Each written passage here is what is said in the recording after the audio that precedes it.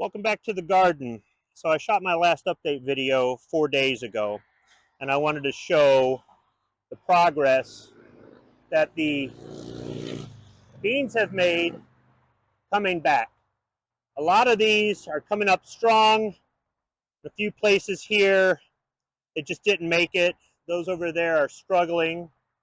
If I put the camera through the lattice to the other side, you can see some of those on the other side. So what I did after I shot the video on the 4th was I put down some 10-10-10 fertilizer. I went online and it said 10-20-10 is the optimal fertilizer for green beans.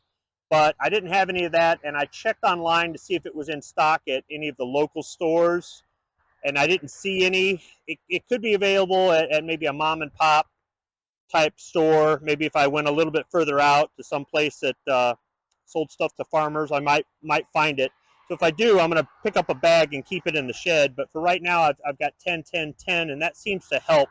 I also sprayed it with some insecticide soap. Now, these green beans are a combination.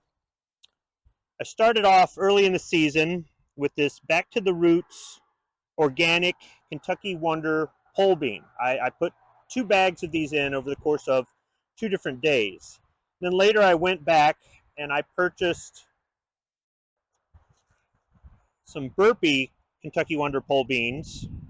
I still have some in the bag, and I put some of those in there. So after I put down the fertilizer on the 4th, I took a few more beans out of this and spread them out.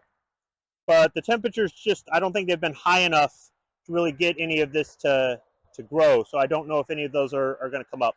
I'll go ahead and put a few more down today. So I put some, on the 4th, today's the 8th. And then I put some down, I believe, on the 28th of May. So it's really kind of late in the season to plant green bean seeds, but I've got nothing to lose at this point. Also, I wanted to show the sweet banana pepper plants. I'm going to go ahead and pick this one today. This other one here on the plant is getting bigger. I'm going to go ahead and pick this one today as well. And there's another one. So these will be the first peppers that I harvest out of the garden. Over here you can see one of the purple bells. I mean, I could harvest this and we could cut it up. It'd be a small bell pepper. You can see all that discoloration. That's the insecticide soap. All we have to do is just wash it off. But I could pick that if I wanted to. I did a little bit of weeding this morning. I ripped out another weed in this part of the garden. I don't know what's burrowing down there, but I don't like it.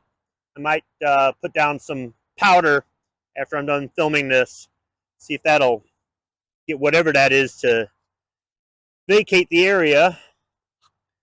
This purple bell pepper over here in the corner, I pulled back some of the, or actually cut back some of the mint plant here. It's not producing anything yet. There's a little bud right there, and there's a couple flowers on it.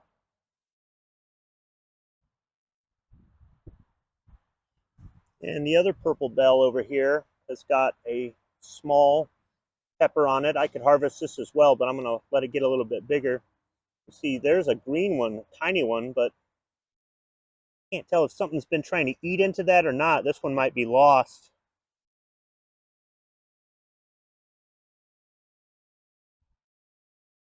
I've had to pull back and cut back some of the raspberry plants. I don't want them to choke anything out. See, something might have chewed into the top of this Fresno pepper too. And I sprayed these with insecticide soap. I sprayed the leaves. Maybe it just didn't get on the pepper itself. I don't know, but I'll have to put down some more. This Fresno's got a tiny little pepper on it and a few flowers. There's some more buds right there. At the other end, this Fresno pepper's got a small green pepper on it and a few buds. And then finally, back over to this side of the garden, the stellar slicing tomato plant is still small, but there's some tomatoes, some small green tomatoes here at the bottom. So I'm hoping this thing kind of grows up into this big hoop I put here for it. The other tomato plants are doing really good. They're getting taller. They're not producing any tomatoes. This is the only one that's produced any fruit so far, but this is also the smallest one, so I'm not sure what's going on here, but I'm going to keep an eye on it. I went ahead and routed all of the stems for the tomato plants when I was out weeding this morning. I routed them all further up through the hoops. It's best to try to do that as early as possible because otherwise it's just a lot easier to break off stems. So the garden's doing good. We're supposed to get warmer temperatures later in the week. Let me zoom in here on that Cubanelle. We're supposed to get warmer temperatures later in the week, so I'm hoping that helps out.